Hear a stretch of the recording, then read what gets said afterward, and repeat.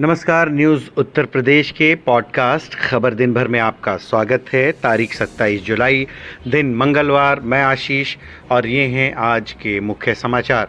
UP चुनाव से पहले पीएम मोदी का बड़ा दाव, ओबीसी को लेकर मंत्रालयों को दिए खास निर्देश। बीएसपी के ब्राह्मण सम्मेलन पर महंत नरेंद्र गिरी बोले, जूते मारने की बात करने वालों को अब कैसे याद आई। अगर आप जूता मार रहे हो तो जूता मारने के बाद फिर आप सम्मान कर रहे हो तो ये कोई सम्मान होता है क्या। वाराणसी पहुंचे केशव प्रसाद मौर्य बोले, सपा बसपा और कांग्रेस मिलकर लड़ें, फिर भी नहीं आने वाली उनकी सरकार। और बसपा का, सपा का, कांग्रेस का तीनों मिल जाए तब भी अभी कोई भविष्य, निकट भविष्य में दिखाई नहीं देगा। पूर्व मुख्यमंत्री कल्याण सिंह की हालत नाजुक, सीएम योगी ने अस्पताल पहुंचकर जाना हालचाल। कौशाम्बी में बसपा के ब्राह्मण सम्मेलन में शामिल हुए सतीश चंद्र मिश्र बोले, ब्राह्मण निडर होते हैं। ब्राह्मण समाज के लोग खास तौर से पूरे प्रदेश में उनको ये माना जाता है कि ये निडर हैं और ये सही माने में भगवान श्री परशुराम के अनुयायी भी हैं। ये थे मुख्य समाचार, अब खबरें विस्तार से।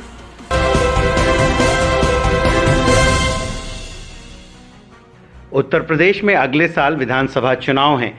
ऐसे में बीजेपी की नजर राज्य में सत्ता को बचाए रखने की है। इसी के मद्देनजर प्रधानमंत्री नरेंद्र मोदी ने ओबीसी वोट बैंक पर नजर रखते हुए एक अहम फैसला लिया है। पीएम मोदी ने सभी मंत्रालयों को कहा है कि मेडिकल सीट्स में ऑल इंडिया कोटा के तहत ओबीसी आरक्षित सीटों के सभी विवादों को जल्द सुलझा लिया जाए। इस खबर पर ज्यादा जानकारी दे रही हैं प्रिया। केंद्रीय शिक्षा मंत्रालय और स्वास्थ्य मंत्रालय के साथ रिव्यू बैठक में लॉ एवं सोशल जस्टिस मंत्रालय से जुड़े लोग भी शामिल थे, जिसमें प्रधानमंत्री नरेंद्र मोदी ने आर्थिक रूप से कमजोर लोगों के आरक्षण को लेकर भी काम करने को कहा है। खबरों की माने तो मौजूदा वक्त में करीब 15% यूजी, 50% पीजी मेडिकल सीट राज्य सरकारों द्वारा AIQ के तहत मैनेज की जाती हैं, जिसमें SC/ST के लिए 2 सीटें आरक्षित हैं, लेकिन OBC के लिए नहीं हैं। OBC ग्रुप की ओर से इसमें अपने लिए सीटों की मांग लंबे वक्त से की जा रही है। ये मामला अदालत तक भी गया है। ऐसे में अब प्रधानमंत्री नरेंद्र मोदी ने मंत्रालय से कहा है कि कम से कम वक्त में इन मामलों को सुलझाया जाए और कोर्ट से बाहर ही सहमति बनने की कोशिश की जाए। बहुजन समाज पार्टी के ब्राह्मण सम्मेलन को लेकर अखिल भारतीय अखाड़ा परिषद ने निशाना साधा है। परिषद के अध्यक्ष महंत नरेंद्र गिरी ने बड़ा बयान देते हुए कहा कि तिलक तराजू और तलवार का नारा देने वाली पार्टी सिर्फ सियासी फायदे के लिए ब्राह्मण सम्मेलन कर रही है। मेरा मानना है कि कोई भी राजनीति करने वाला दल जातिवाद के आधार पर वोट नहीं मांगना चाहिए। पहली बात तो ये, विकास के नाम पे वोट मांगना चाहिए। देश के हित में क्या किया आपने उसके नाम पे वोट मांगना चाहिए। जातिवाद पे वोट नहीं मांगना चाहिए। मैं तो एक बार नारा सुना था, तिलक तराजू और तलवार उनको मारो जूते 4, और जूता मार के फिर आप सम्मान करने से क्या मतलब भाई। अगर आप जूता मार रहे हो तो जूता मारने के बाद फिर आप सम्मान कर रहे हो तो ये कोई सम्मान होता है क्या। और हमारा एक ही बात कहना यह है कि जिस पार्टी के लोग ब्राह्मण के वोट के पीछे पड़े हैं, ब्राह्मण बुद्धिजीवी वर्ग है और ब्राह्मण सब जानते हैं कि मुझे मेरा कहाँ भला है और कहाँ मेरा हित होगा। इसलिए मैं फिर कह रहा हूँ कि जात विवाद पे कभी वोट नहीं मांगना चाहिए। और ब्राह्मण समाज बहुत ही बुद्धिजीवी होता है और जहाँ वो मन बनाया है वोट वहीं देगा, विकास के नाम पे वोट देगा, और जहाँ उसका जानता है कि मैं सुरक्षित हूँ वहाँ वोट देगा। मैं ऐसा देखा हूँ कि जब चुनाव आता है तो जाति आधार पे वोट मांगना, जाति आधार पे लोगों को बांटना, ये हमारे हिंदू परंपरा में सबसे बड़ा कुठाराघात होगा। हम लोग तो संत महात्मा, संघ, विश्व हिंदू परिषद सबको जोड़ रहा है कि सारे हिंदू एक होकर के एक मंच पे आवें, और वहीं राजनेता लोग उसको बांट रहे हैं। ये कमज़ोर कर रहे हैं, हिंदुत्व कमज़ोर कर ही रहे हैं। अगर ऐसा हो भी रहा है तो ये कमज़ोर हो रहे हैं। मैं सब जितने हमारे हिंदू सनातन परंपरा में किसी पंथ, किसी संप्रदाय के हों, किसी जाति वर्ग के लोग हों, सबसे मैं निवेदन करता हूं कि आप लोग किसी के बहकावे में नहीं आवे। वोट अपने इच्छानुसार, अपने बुद्धि विवेक से और विकास के नाम पे वोट करें। और जहां आपको जो सुविधा मिली है उसके अनुसार आप सोचें कि मेरा भला कहाँ होगा, वहीं वोट देना चाहिए। जातीय आधार पे वोट बिल्कुल नहीं देना चाहिए। जातीय आधार पे अगर वोट मांगा जाता है देश बर्बाद हो जाएगा। वाराणसी दौरे पर आए उत्तर प्रदेश के उप मुख्यमंत्री केशव प्रसाद मौर्य ने सपा, बसपा और कांग्रेस पर सीधा निशाना साधा है। केशव प्रसाद मौर्य ने कहा कि ब्राह्मणों को लेकर जो पॉलिटिक्स शुरू हुई है उसमें ना तो सपा को फायदा मिलेगा, ना बसपा को और ना ही कांग्रेस को। तीनों मिलकर भी कुछ नहीं कर पाएंगे क्योंकि ब्राह्मण बीजेपी के साथ है और बीजेपी के साथ ही रहेगा। है ना वो अन्य समाज के हितैषी हैं। भारतीय जनता पार्टी के लिए चाहे अगड़ा हो, चाहे पिछड़ा हो, चाहे अनुसूचित वर्ग का हो, चाहे आदिवासी वर्ग का हो, सब हमारे लिए, हमारे 24 करोड़ प्रदेश के निवासी एकजुट हैं और एक जैसे हैं और उनकी सेवा हम लोग उसी प्रकार से कर रहे हैं। गंगा का मुद्दा एक बार फिर से उठ रहा है। क्या सतीश चंद्र मिश्रा कह रहे हैं कि हमारी सरकार आएगी तो हम गंगा को साफ करेंगे? सतीश जी की सरकार आएगी ही नहीं, इसलिए उनको जो सफाई करना है अपनी पार्टी की सफाई करें। अब गंगा जी की सफाई का काम माननीय नरेंद्र मोदी जी के नेतृत्व में केंद्र सरकार के माध्यम से, आदरणीय योगी जी के नेतृत्व में प्रदेश सरकार के माध्यम से, डबल इंजन की सरकार के माध्यम से सब अच्छे काम किए जा रहे हैं।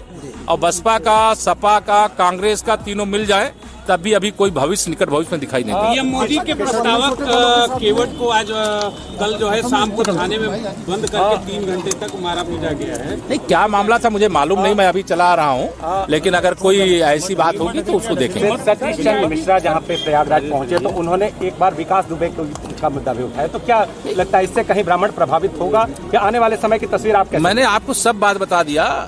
कोई बसपा से प्रभावित नहीं होने वाला, कोई सपा से और कांग्रेस से प्रभावित नहीं होने वाला। और वह सब जमीन अपनी खो चुके हैं। जो जनता के बीच में संकट के समय दिखाई नहीं देते, वह चुनाव के समय दिखाई देंगे। जनता उनको स्वीकार नहीं करेगी, उनको नकारने का काम करेगी। वीआईपी पार्टी के जो है कि एक नेता को यहाँ पर एयरपोर्ट में नजरबंद कर दिया गया, वो आप ही के साथ मंत्रिमंडल में शामिल है। क्या मामला था मैं अभी देखा ना, मैं तो अभी चला आ रहा हूँ सीधा है। अब मामला क्या है, क्यों ऐसा किया गया, मैं उसको पता कर। छोटी छोटी पार्टियों को लेकर इस बार चुनाव लड़ेंगे और 2022 को फतह करेंगे। देखिए, मुंगरी लाल के हसीन सपने श्री अखिलेश यादव जी ना देखें। वो बुआ भतीजे मिलकर के लड़ चुके हैं। अखिलेश जी, मायावती जी मिलकर के लड़ चुके हैं 2019 का चुनाव। सुपड़ा साफ हो चुका है। अभी वो एकजुट होकर लड़ने की तैयारी में नहीं है, जो मुझे दिखाई दे रहा है। लेकिन अगर एक होकर के सपा, बसपा, कांग्रेस तीनों मिलकर के लड़े अमेठी का लोकसभा चुनाव, राहुल गांधी जी वहाँ प्रत्याशी थे, लेकिन वहाँ स्मृति ईरानी जी जीती थी। इसलिए वो जो ट्रैक्टर में चल रहे हैं, वो मैं तो समझता हूं कि उनको ये फोटो खिंचवाने का शौक लग गया। धन्यवाद। घेरने की तैयारी में एसजीपीजीआई में भर्ती उत्तर प्रदेश के पूर्व मुख्यमंत्री और बीजेपी के वरिष्ठ नेता कल्याण सिंह की हालत नाजुक बनी हुई है। उन्हें वेंटिलेटर पर रखा गया है। मंगलवार को सीएम योगी आदित्यनाथ कल्याण सिंह का हालचाल लेने अस्पताल पहुंचे। इस दौरान उन्होंने संस्था के निर्देशक से बातचीत कर स्वास्थ्य की जानकारी ली। इस खबर पर ज्यादा जानकारी दे रही है प्रिया। 89 साल की कल्याण सिंह की स्वास्थ्य स्थिति नाजुक है। संस्थान के निदेशक प्रोफेसर आर.के. देवन ने बताया कि उनकी स्थिति नाजुक होने की वजह से अभी भी उन्हें लाइफ सेविंग सपोर्ट सिस्टम पर रखा गया है। उनकी हर पल मॉनिटरिंग की जा रही है और कई विभाग की टीम इस पर काम कर रही है। यूपी के सीएम रहने के अलावा राजस्थान और हिमाचल प्रदेश के राज्यपाल रह चुके कल्याण सिंह को 4 जुलाई को संक्रमण और बेहोशी के कारण अस्पताल में भर्ती कराया गया था। इससे पहले उनका इलाज राम मनोहर लोहिया अस्पताल संस्था में किया जा रहा था। इससे पहले पूर्व मुख्यमंत्री कल्याण सिंह की तबीयत को लेकर खुद प्रधानमंत्री नरेंद्र मोदी लगातार यूपी के सीएम योगी से जानकारी ले रहे हैं। उत्तर प्रदेश में चुनाव में ब्राह्मण वोटों पर नजर गड़ाए बीएसपी अब बड़ी तैयारी में जुट गई है। ब्राह्मण सम्मेलन समेत अन्य कार्यक्रमों के जरिए बीएसपी अब नेताओं को अपने पाले में करने में जुटी है। ऐसे में राष्ट्रीय महासचिव सतीश चंद्र मिश्र आज कौशाम्बी में हुए ब्राह्मण सम्मेलन में शामिल हुए। सुनिए सतीश चंद्र मिश्र ने लोगों को संबोधित करते हुए क्या कहा। ब्राह्मण समाज के लोग खास तौर से पूरे प्रदेश में उनको ये माना जाता है कि ये निडर हैं और ये सही माने में भगवान श्री परशुराम के अनुयायी भी हैं। हर रोज की तरह एक बार फिर आपके लिए लेकर आए हैं पहचानो कौन का सेगमेंट। इसमें हम आपको सुनाते हैं एक आवाज़। वो आवाज़ एक राजनेता की है या अभिनेता की, आपको पहचाननी होती है और कमेंट बॉक्स में लिखकर हमें बताना होता है। तो सुनिए आज की आवाज़ और सही जवाब कमेंट बॉक्स में लिखकर हमें बताएं। ये तो इब्तिदाई इश्क है, आगे आगे देखो होता है क्या। ये तो इब्तिदाई इश्क है, आगे आगे देखो होता है क्या। इस बुलेटिन में इतना ही। कल फिर मिलेंगे कुछ नई खबरों के साथ। नमस्कार।